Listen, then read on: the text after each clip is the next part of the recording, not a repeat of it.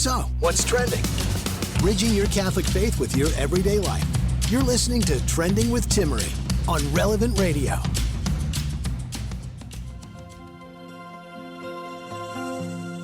I would have liked to stay with you longer, but I find consolation in the words of Jesus. He tells us, the Advocate, the Holy Spirit, whom the Father will send in my name, will teach you everything and remind you of all I have said to you. The Father sends his Spirit of truth and love into the world, and the Spirit guides us in the ways of peace. Therefore, do not let your hearts be troubled or afraid. Dear brothers and sisters, the Holy Spirit is with you. Amen. That is the strong, the paternal voice of St. John Paul II. Hello and welcome to Trending. My name is Brooke Taylor, filling in for Timmerie on the feast of St. John Paul II. And what a show we have for you today. A powerful guest on deck who combines flying F-18 fighter jets with G.K. Chesterton, dogfights, aerial battles with Aristotle, the Naval Academy, and the importance of a classical liberal arts education in the Catholic tradition. So this is an invitation, I would say, to round up the guys that you know, especially, I think for everyone, this is a conversation, but teen boys, young men, husbands, fathers, this is for you, and also a great call to leadership that we will be invited into today. So we will get into that. The number to call is 1-888-914-9149. And going back to that extraordinary nostalgic beauty, the voice of John Paul II at the top of the show, the call from St. John Paul the Great is not to let your hearts be troubled. And we could believe his words when he said it because of the totality of the sacrifice he himself made. And we will see that. We saw that through the loss of his parents, both parents, and the trauma of World War II, the assassination attempt, his Parkinson's, and all that he carried. And he would say, don't waste your suffering. There is a true story that I love, and I think it sets the tone for today's program. It likens Pope John Paul II to Frodo in Lord of the Rings, the great Tolkien epic. And he said, Frodo is Pope John Paul the Great, the greatest man in the worst century of history, who carried more of the burden of the ring than anyone else in the world. And as Sam carried Frodo and the ring for a little while up Mount Doom, Walter Hooper carried this burden for a split second when Mr. Hooper visited the Pope and received his blessing in the form of the laying on of papal hands on his shoulders. Hooper said he felt the entire weight of the world in his body, which was suddenly on fire with unendurable pain and pressure. He looked up at the Pope's eyes and saw the source of the pain there. The Pope said, I'm sorry, I did not know that would happen, and took his hands, the burden, off Walter's shoulders. That is a very penetrating story, and I read it in the latest book from Dr. Peter Kreeft, but it gives us a glimpse into what St. John Paul the Great carried, more than we will ever know the side of heaven. And that's what I love, is hearing the stories of how our Lord works through the saints in a very intimate way in our own lives and around the world. That's one of the things I love about pilgrimage and traveling and reading, because we know that God is always moving. And whenever we have an opportunity to encounter him in a soul that has been transfigured, it is unforgettable because there is no other explanation. And of course, sacred scripture is full of stories and parables, and the hagiography of the saints is full of the narratives of how they lived out a total abandonment to the will of God. Their lives were transformed, and the evidence par excellence of their response to God's hand in their lives. And so I'm looking on social media today on the Feast of St. John Paul II and realizing again the stories of the intercession of Pope John Paul II and how innumerable they are. And I know too, because he's a contemporary saint, we were blessed to be there for his canonization. But I wanted to share a quick story because it's one of those things where I just laugh, and you know that it's between you and our Lord, and how I would always hear these stories and read the stories of the saints and listen to testimonies, and never imagined in my own life that I would have that kind of experience until it happened with St. John Paul II. And it's a very long story, but I'll just say that it starts with a baby born in Poland. This baby was abandoned and disabled and left in a hospital without a name. And at the same time, halfway across the world, there was a couple who had experienced multiple miscarriages, secondary infertility, but also feeling called to adopt. And that couple was my husband and I. We had 3 boys, secondary infertility, many losses, open to life. And after an unexpected invitation to Washington, D.C. to watch a film, the premiere of 9 Days That Changed the World, it documents Pope John Paul II's historic visit to Poland for the first time after being named Pope, and then the subsequent fall of communism there. But particularly, this documents after his visit to Częstochowa, Poland. It's somewhat of the spiritual heart of the country. And shortly after, God opens this door as we prayed to adopt a child and led us to an orphanage in Poland. And my husband always said, there's so many kids in our own country that need good homes. But what I learned, I think what we all learned, ourselves, our family, the people that walked with us on this journey, is sometimes God knits families together in ways that are unexpected. Joseph was the foster father, and he asks us for openness to trust. Jesus, I trust in you. And one quick note about that, John Paul II had a lifelong devotion to Our Lady of Częstochowa, the Black Madonna, and that was especially intensified after the death of his mom, Amelia. And so he would pilgrimage there to Jasna Góra and to Częstochowa. And as I mentioned, our daughter was born premature. She was left in the hospital without a name. And had I not lived through the experience, I don't know that I would have believed such a direct intercession. But we are reminded that by faith, when we are called to go out to a place that we are to receive as an inheritance, God is with us. This is the story of Abraham in Hebrews 11. He went out not knowing where he was going. And of all of the orphanages in all of Poland, there are over 700. The place that our daughter would be was an orphanage just blocks away from Jasna Góra Monastery in Częstochowa, Poland. And as I mentioned, born without a name, we, in our prayers, not knowing if we would adopt a boy or a girl, thought we had a boy name picked out and a girl, Mary Grace. This name, Carolina, though, continued to come in my heart and mind unexplainably. So we made kind of a change. And I asked my husband, we talked to our kids, Carolina would be the name if that would be God's will. The night that I had told a friend about this, our adoption agent called and she said, we have your referral.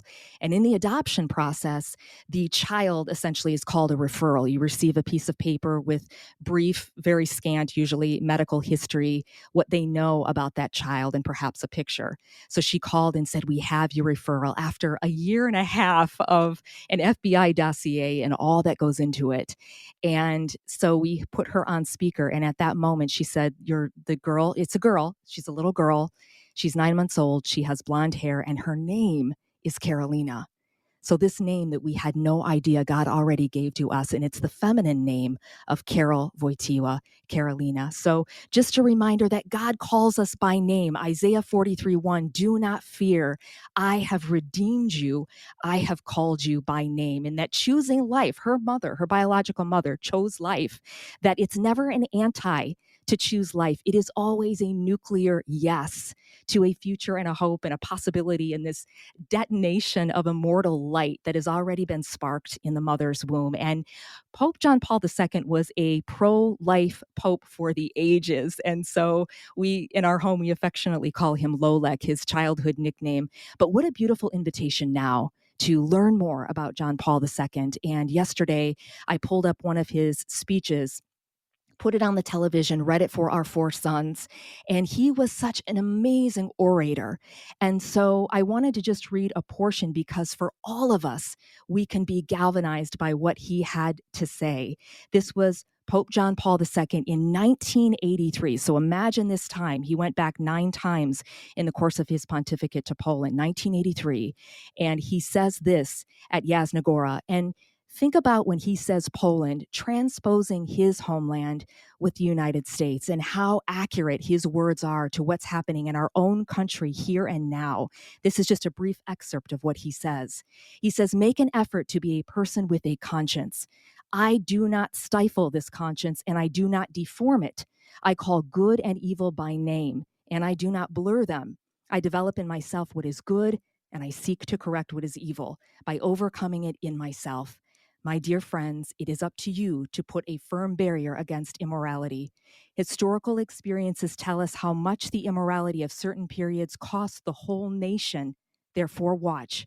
Christ said to the apostles during his prayer in Gethsemane, watch and pray that you may not enter into temptation. I watch also means feeling responsible for this great common inheritance whose name is Poland. This name defines us all. This name obliges us all. This name costs us all.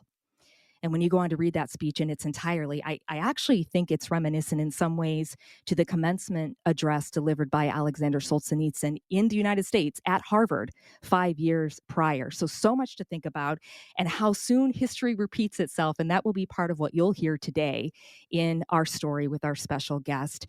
And John Paul II reminds us to put into the deep, let down your nets for a catch, and that the cosmic drama of God's creative and redemptive purposes is in all of our lives, is planted there. And our guest today knows a little something about that cosmic drama. He is Lieutenant Commander Ali Ghaffari. His early life was riddled with chaos. We'll hear a bit of that. Eventually, he would find a path of success through education, where he won a scholarship to the world-renowned Phillips Academy of Andover, Massachusetts. By the time he entered college, he was a committed atheist. Ali joined the Navy, and following his graduation from Officer Candidate School, he entered flight training and flew more than 20 missions in the F-18 Hornet in Taliban-occupied Afghanistan. But something happened. He was actually confronted with the existential, and we'll get to the question of God and how that happened, but it changed his life. Ali began to study the Catholic faith while learning how to dogfight. He would later go on to join the faculty at the Naval Academy, and now is the headmaster of the school he founded along with his wife, Divine Mercy Academy, in the Severna Park, Maryland area. Commander and Mrs. Ghaffari are parents of 3 daughters, 2 foster children, and delighted to welcome him now to Trending. Welcome to the show, Lieutenant Commander Ghaffari. Thank you, Brooke. It's so nice to be here. Your mother, your story, where to begin? Your story is so incredible. And I want to begin with life, that yes to life. Your mother, I know, became pregnant at a young age, 15. Your dad was 18, an immigrant from Iran. What were those early years like for you? Well, I can't imagine what that first conversation was like when my mom told my grandparents that she was pregnant. That must have been really hard. My grandmother suggested that my mom get an abortion, and my mom, to her incredible credit, decided to keep me, and I'm grateful for that. And so she kept me. She graduated from high school early. She's really smart, and they tried to make a go of it. So they got married, and they moved in initially with my grandparents, and then they started to move out to make a life of their own, and moved around quite a bit. And my brother was born about 20 months later.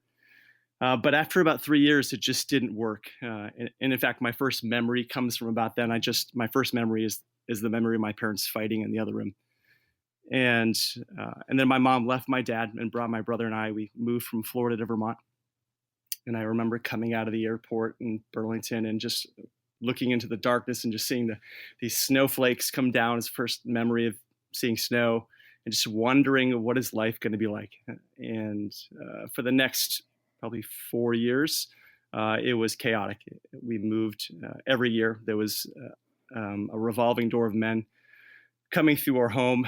My mom got a job as a bartender where she worked in the evenings. And my brother and I, she didn't have childcare, so we spent our evenings in the bar with her, drinking Shirley Temples, playing video games, watching my mom play pool.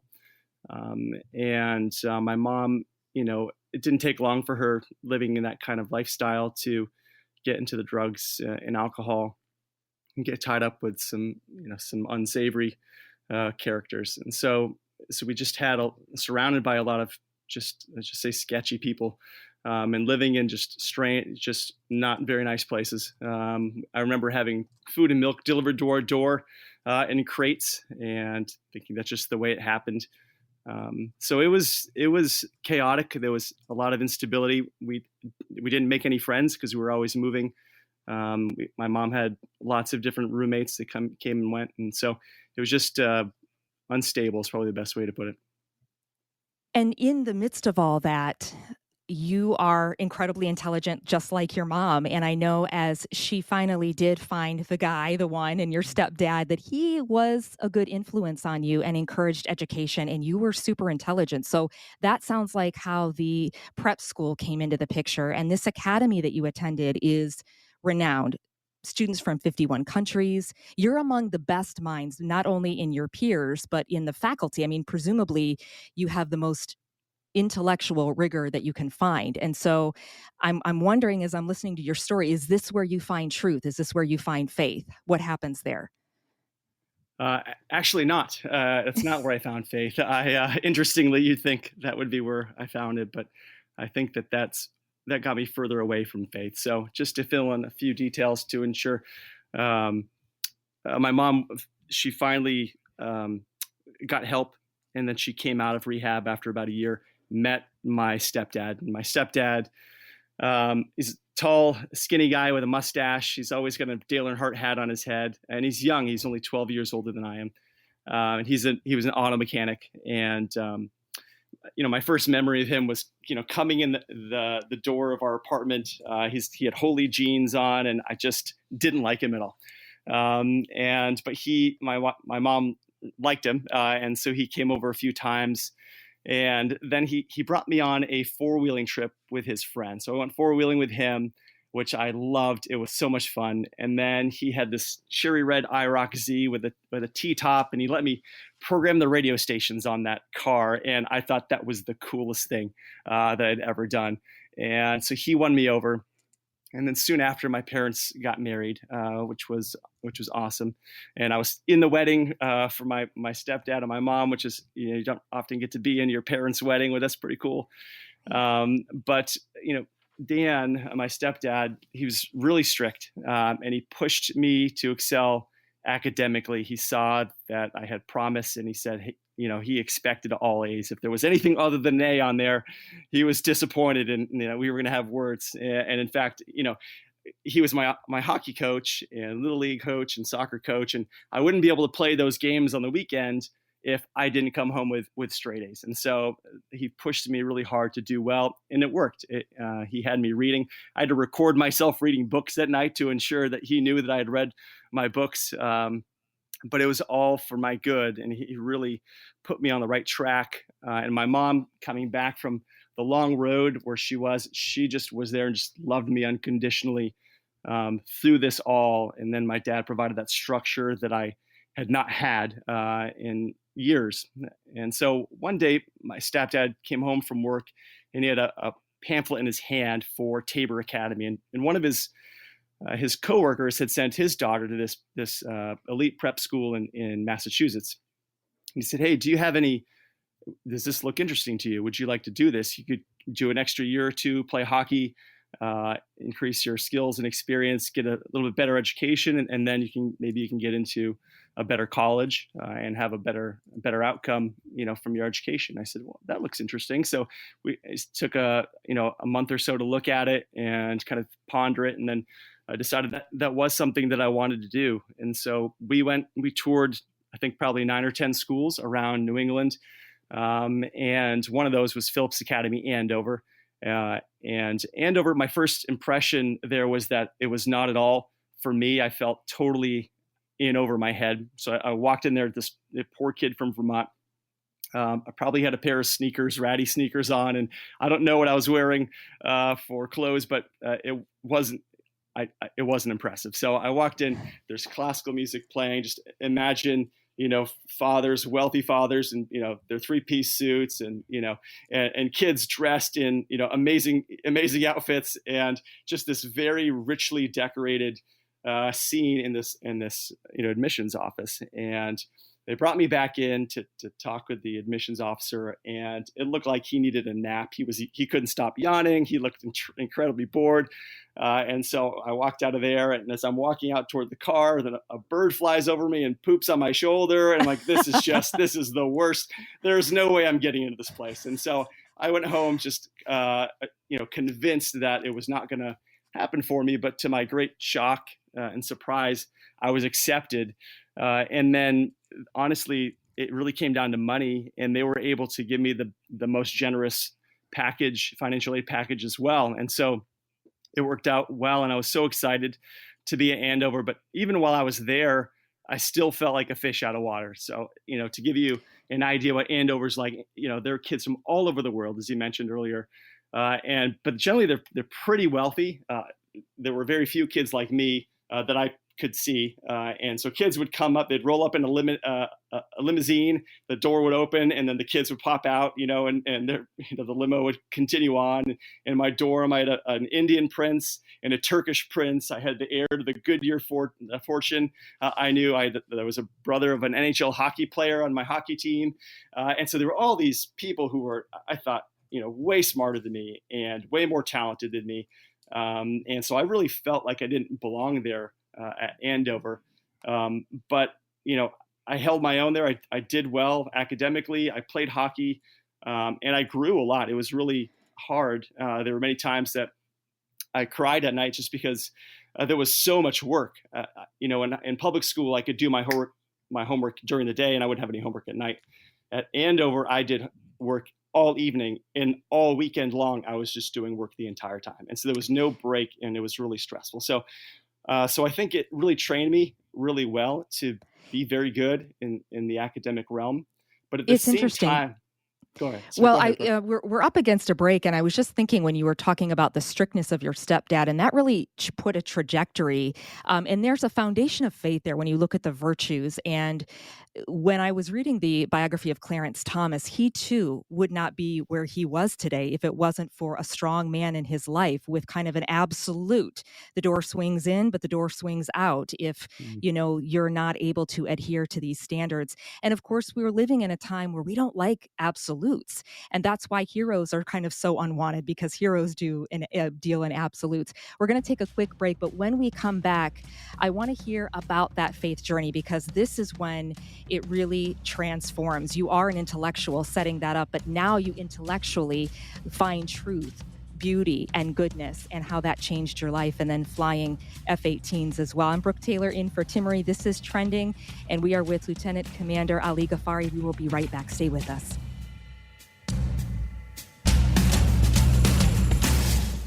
Catholic Order of Foresters is proud to sponsor the Relevant Radio Studio line. For information about employment opportunities and flexible premium life insurance plans, visit relevantradio.com/Forester. Bridging your Catholic faith with your everyday life. You're listening to Trending with Timmerie on Relevant Radio and the Relevant Radio app. Welcome back to Trending on this feast of St. John Paul the Great. The number to call is 1-888-914-9149. My name is Brooke Taylor in for Timmerie. Honored to be joined by Lieutenant Commander Ali Ghaffari. Crisis Magazine has a great article about the life of Ali Ghaffari, and it's called The Last Dogfight for Our Children. We're hearing his story now, up to the point where, Ali, you are excelling at this prestigious academy in Massachusetts. And so by the time you graduate from this school and you're entering college, you are a committed atheist. And presumably you've been around some extraordinary intellect. And so you think, well, you've had all the access to truth and you're not finding God. And somewhere along this line, you had a major paradigm shift. So what happened? What changed your life? Yeah, great question. So coming out of Andover, I felt like I felt elite. I felt like I knew more than 99% of people out there. So there's a lot of hubris and pride that I carried with me, and I was on track to be a doctor. I wanted to do pre-medicine, and so all my professors were committed atheists, and so I continued that track in college. I went to Colby College up in Maine, and I was living the life of an atheist, living a hedonistic life as if God did not exist. And this was the way I lived until the summer between my sophomore and junior years. And there I met two men, changed my life that summer. So the first was a man named Stephen Brady, who was, he was there that summer. He's a doctor, spent some time in the Navy. He was a Naval Academy grad, became a Navy SEAL, and then left the Navy, became a doctor on the Army's dime, and then he was there at the Academy. And so I was just totally blown away by this guy. And I thought that I was smart, but Stephen was way smarter than I was. And so I just latched on to Stephen because here was this guy who could, kill you 100 ways. And he was incredibly intelligent. He was a Christian, right? He was a believer. He was a Christian. Yes, he was. But he was an atheist at one point in time too. And then he had been convinced of the truth of Christianity. And so I had to take that seriously all of a sudden. If this guy that I really respected believed in God, all of a sudden I couldn't just dismiss Christians as being, idiots. I just couldn't do that anymore. So I really had to take a hard look at it, and he challenged me to do so. And so the second gentleman I met that summer, his name's Paul, and Paul was our neighbor, and I didn't have a high opinion of Paul. So Paul had barely graduated from high school, and he was a self-made man. So he had multiple businesses. He'd done very well for himself, a very hard worker. He was a bodybuilder. He had wild long hair. He knew a lot about music, just brilliant musician. But that summer I went home for a party, and my stepdad Dan's on the porch with Paul, and they're drinking a beer. And I'm like, this is my chance, because Dan is very quiet, and only when he has a beer in his hand and he's got a friend there does he actually open up, and I get to hear what's on his mind. And this is precious moment. So I jumped out there, just sat on the porch, and we're overlooking these beautiful mountains in Vermont. And Paul asks me, he said, "Hey, Ali, what are you doing this summer?" And I said, "I'm doing organic chemistry research." And he said, well, tell me about that. What are you doing? And I said, it's on these chemicals called carbines. And he said, well, what are those? And I said, well, you wouldn't really understand. And he said, well, try me, explain it to me. And I got about 2 questions in and realized I didn't have any idea what it is that I was doing for research for that entire summer. I didn't understand anything. And in a very split second, this man who barely graduated from high school just totally whipped the rug out from under me. Somebody who thought so highly of himself, who went to Andover, was at Colby College, almost had my degree. I was going to be this famous doctor. And he basically said, revealed that the emperor has no clothes. Well, I thought I was smart. I knew a lot of things, surface level, just memorize, regurgitate, flush, move on. And that's it. I could play that game really well, but I didn't really know things. And Paul showed me that. And that was a really hard lesson for me. But in that same conversation, he said, "Do you believe in God?" And I said, "Well, no, there's no evidence for God." And he said, "Well, there's evidence all around. You just have to have eyes to see it." And so between Stephen and Paul, I had to now reevaluate my entire life. What I had thought was true, I knew now was false. And I had to reevaluate who I was and where I was going to go, and how I was going to behave, how I was to live my life based on this surprise and shock that I did not expect going into this summer. It's Brooke Taylor in for Timmerie and interviewing our special guest, Lieutenant Commander Ali Ghaffari. And so in the beginning, you were sharing about your dad. I know your biological dad is Muslim, and they tried to make a go. It didn't work. Your mom eventually got stable and did amazing things, remarried. And so I'm wondering about your faith tradition, and then how you came to fall in love and discover of all of this intellect and philosophy and this background that you began to study, the truth of the Catholic Church. Yes. So we didn't go to church hardly at all when I was growing up. But in high school, my mom said, "You're not getting out of the house without some God. It's part of my duty as a parent. I need to do that." So she made my brother and I go to a Methodist church. And so we went to this Methodist church and we joined the youth group begrudgingly. I didn't want to be there. I had no interest whatsoever. There was a cute girl in the... That sounds vaguely familiar. I think a lot of parents can relate. Oh yeah, it was a struggle. but there was a cute girl there, so I kept on going just to spend time with her. But I would say not much of it rubbed off on me. And carrying that forward, with this now reevaluation of my life, if I was going to be anything, it was going to be Methodist, because that was my family was all Methodist, and that was kind of what I knew. But Paul challenged me, instead of just going for what I knew, what I was comfortable, what I thought was the most fun, to follow truth itself. And so I determined that whatever Paul was Catholic, was not true. And I was going to prove that it was not true. I was going to pull the rug out from under him. So I said, I'm going to learn Catholicism better than you know Catholicism, and I'm going to show you that you're wrong. And so for the next, 12 months or so, he and I battled back and forth via email. And I would throw everything I had against the Catholic Church at him. And he would just calmly deflect all of these things and answer them with reason, logic, history, theology. It was just beautiful, but it was infuriating for me. And so I would just get very angry every time I got a message back from him. And I'd gather more things, and I'd throw all those things at him. And when I was out of things, I talked to my friends and family and said, what do you have against the Catholics? And I threw all those things at him. And then eventually I just got exhausted. And I said, Paul, I can't beat you. Teach me. And so he did. And he said, let's start with Plato. And we started with Plato and Aristotle and Socrates, and then worked our way through the Church Fathers, and all the way through to John Henry Newman, J.R. Tolkien, Hilaire Belloc, G.K. Chesterton, and into documents of Vatican II, and into modern day theology. And I was blown away. I was absolutely blown away, because I had been convinced that truth didn't exist by society. Everyone said it's all relative, right? I could say that in my sleep. But here it was, this path of truth has existed for millennia, and it had been covered over. And to find it was such a relief for me. It was this pearl of great price that I will never let go of, because the life before, I was so unhappy. And the life with Christ in truth, in this hope, is so beautiful. And so it changed my life. And again, the beauty of the unexpected, where again, you are moving in a world with amazing scholars and all that you think will give you access to truth. And it's from the most unexpected. And our Lord, of course, he was born in the most unexpected way, in the most unexpected place.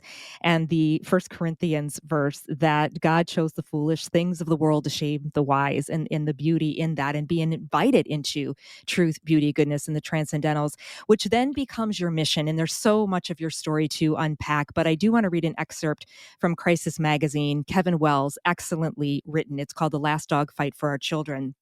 Of you, he writes this: he has flown jets at speeds over 1,000 miles per hour and landed them on moonless nights on aircraft carriers. He has been deployed by the Navy overseas multiple times, has flown more than 20 combat missions over Taliban-held territory in Afghanistan. He has seen the enemies of our country, but considers them inconsequential compared to the darkness coming at our children.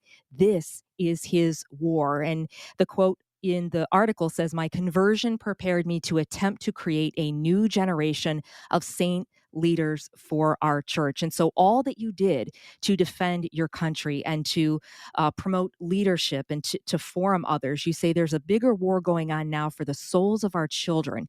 It begins with our educational system, which forms the framework from which they view, understand, and act in life. And obviously you've been there, done that. That was your experience.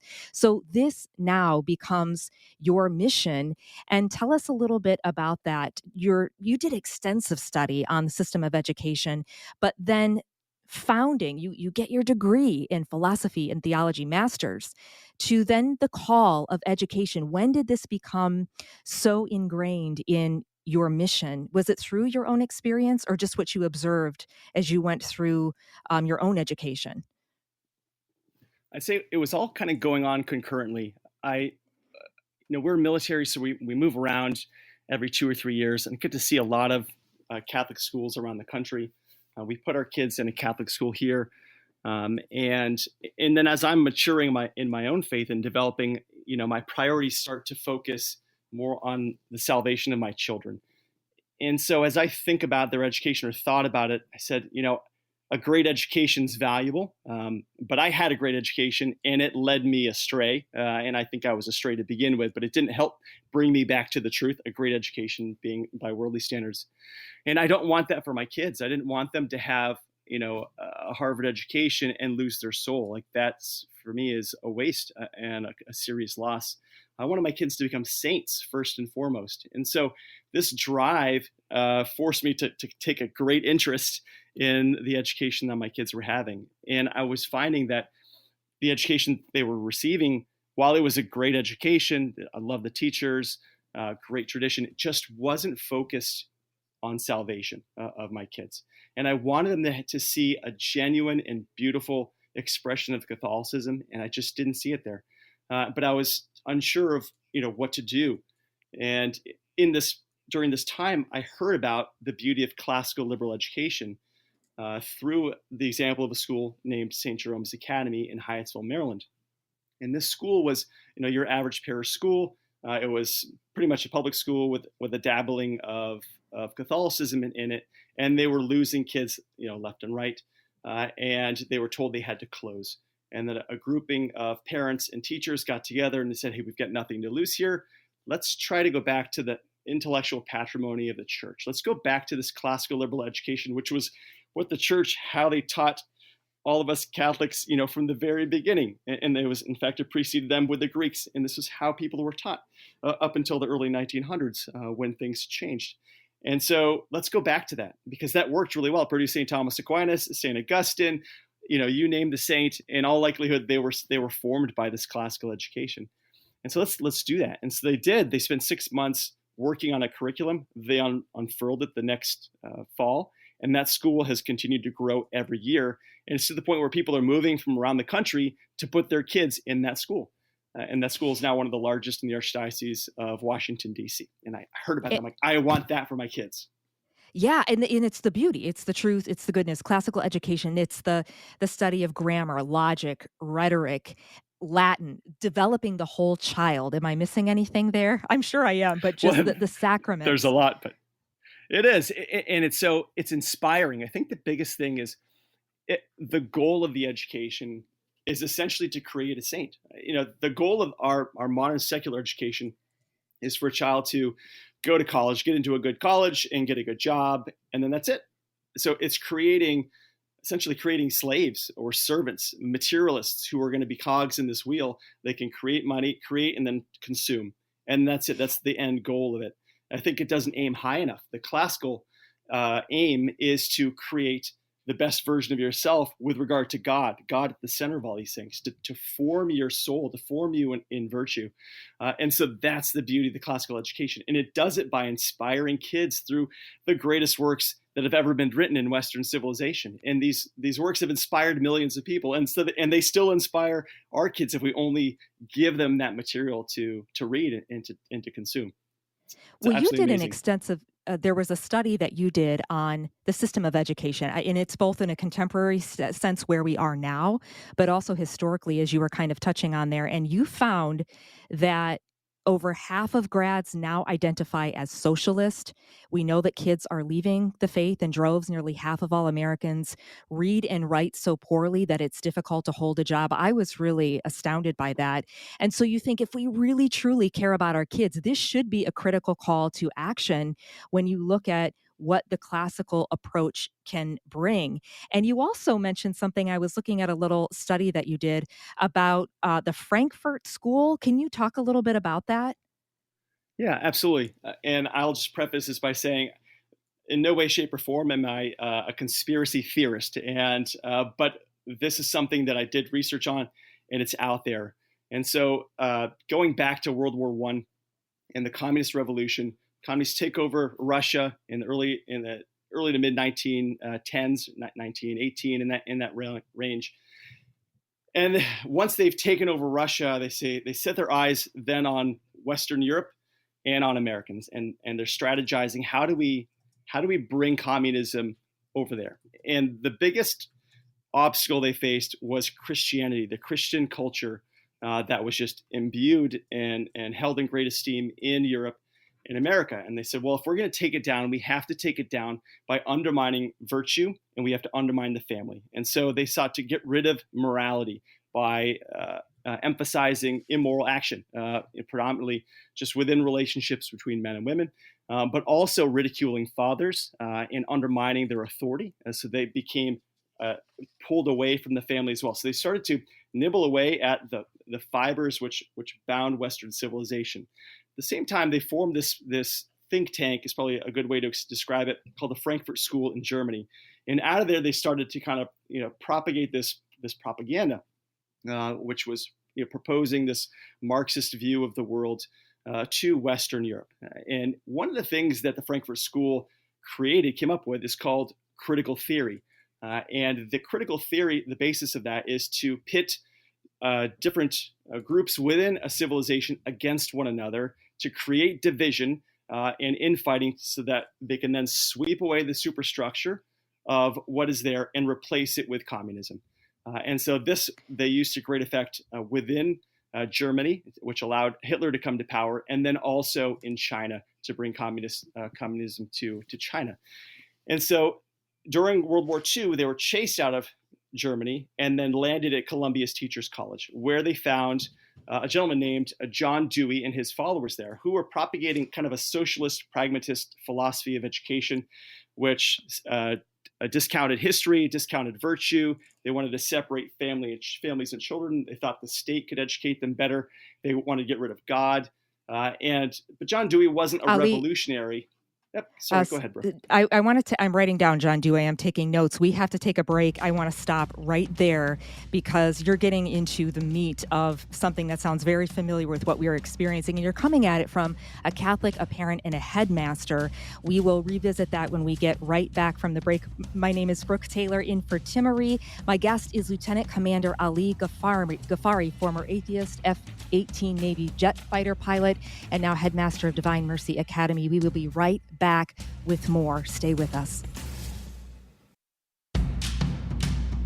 Bridging your Catholic faith with your everyday life. You're listening to Trending with Timmerie on Relevant Radio and the Relevant Radio app. Welcome back to Trending. My name is Brooke Taylor, in for Timmerie. The number to call is 1-888-914-9149. Welcome your calls if you have a question for Lieutenant Commander Ali Ghaffari. We only have less than 10 minutes left of the program, which went so fast, listening to Lieutenant Commander's story, his testimony, his own journey, and his mission now for the souls of our young people. Talking about the education system, we left off talking about John Dewey, the Frankfurt School. I would say an infiltration aimed at dismantling, undermining the integrity of our schools to the place we are now, which is a lot of confusion. I know that the pandemic has played a big role in this, but for you, Lieutenant Commander, what I think is so beautiful is that you have a mission to build, and that's what you've done in Divine Mercy Academy. So I guess maybe if you could, let's go back to what you were saying about the Frankfurt School and then take us into your own mission in Divine Mercy Academy. Okay, thank you. So the Frankfurt School, the members of that school came over with John Dewey and John Dewey's followers at Columbia Teachers College. And Columbia Teachers College was a hub of educational leadership. I think at one point in time, a third of all educational leaders went through that curriculum. And so there they were able to drip the poison of Marxist ideology into the veins of the American educational system, where it slowly but surely gained currency and became the law of the land. And so that's how we essentially have the vast majority of our universities and secondary schools and now elementary schools are filled with folks who are taken in by this Marxist ideology. And so that was then propagated into our Catholic school system. So that was predominantly through the public schools. But in our Catholic schools, we had a decline in vocations, and we had to replace those vocations with secular teachers. And some of those teachers may have been Catholics, some may not have, and a good portion of them were not entrained in this Marxism. And so that's how it came into the church. In addition, our schools they needed more money because cost to educate went up, and so they needed to start to take in government funding, and that funding comes with strings attached, and that comes with some of those curricular materials that have this embedded in it. So our Catholic schools declined as a result of that infusion of Marxism back in Columbia's Teachers College. So seeing all of this, I decided I want to do something about it. And the answer I came up with was to start a classical school. And so there were others in the area who had done it with a 2-day-a-week school. I spoke with them. They said, we think the time is right to start a 5-day-a-week school. And so there were others who immediately came to me and said, hey, we heard you're thinking about starting it. We want in. And these amazing people partnered. We went shoulder to shoulder and just did the hard work of building a school out of nothing. And it took us a year to get it off the ground. There were some really hard moments there where I wasn't sure if it was going to happen or not. We had one point in time where we just had, I think, maybe 11 students. And there was one family with 4 of those 11 students who said, there's not enough kids. We have to pull our kids out. And it convinced them just to leave one in. So they left one kid in. And then we had 3 headmaster candidates who were initially very excited, saw how much work it was, and then turned us down. And then it was just a God moment. Said, God, I'm doing everything I can to make this happen. If this is going to fail, it's because you let it fail, and I need you to step up. And the very next day, God laughed, and he gave me this beautiful woman, Marietta Jeske, gave me a call. She had 3 kids. She was a classical art teacher, and she had a desire to help in any way she could. And from that point forward, we had the momentum. We opened our doors with 19 kids and 4 teachers that next fall. The following year, we grew to 45 kids and 9 teachers. And this year, we're at 89 kids and 13 teachers and set to continue to grow. Praise be to God. And I saw your patrons are St. Faustina, St. Kateri, St. John Paul II.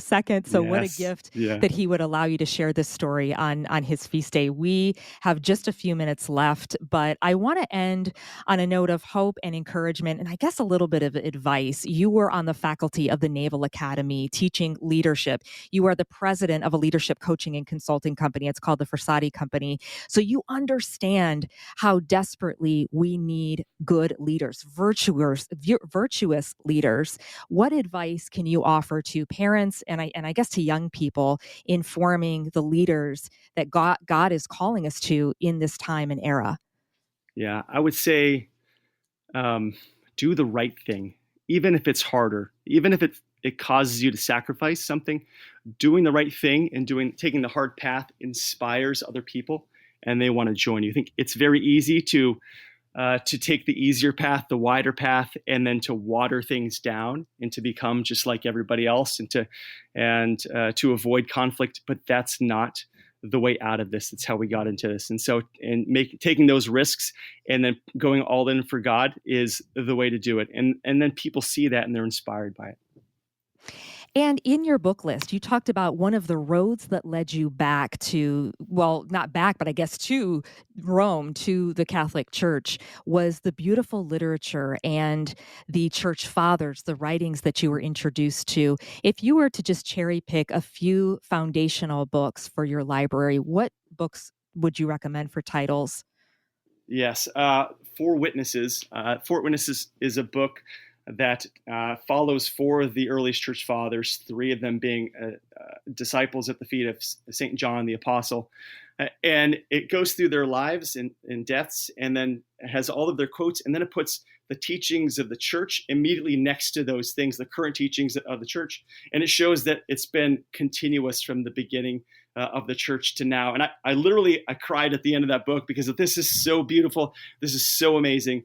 And it was incredible just to see that just laid out so beautifully. Additionally, there was the Eucharistic Miracles book by Joan Carol Cruz, which was phenomenal. Just nobody's heard of Eucharistic miracles outside of Catholics.